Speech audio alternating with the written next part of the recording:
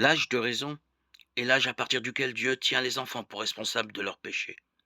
De sorte que si un enfant meurt avant cet âge, il ira au ciel par la grâce, la miséricorde de Dieu.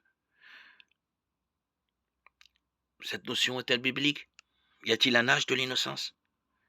Quand on parle de l'âge de raison, on oublie trop souvent que les enfants, quel que soit leur âge, ne sont pas innocents, au sens d'être sans péché.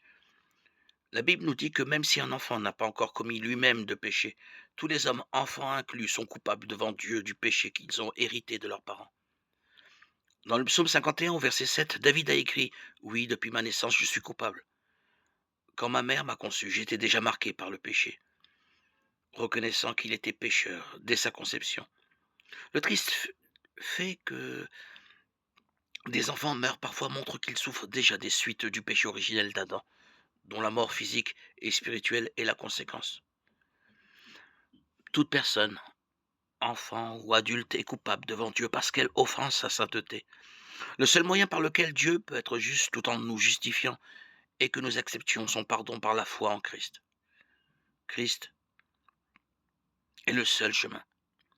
Jean 14,6 cite les paroles de Jésus: «C'est moi qui suis le chemin, la vérité et la vie. On ne vient au Père qu'en passant par moi.»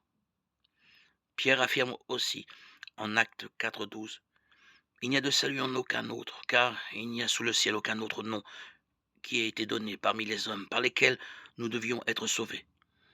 Le salut est un choix personnel.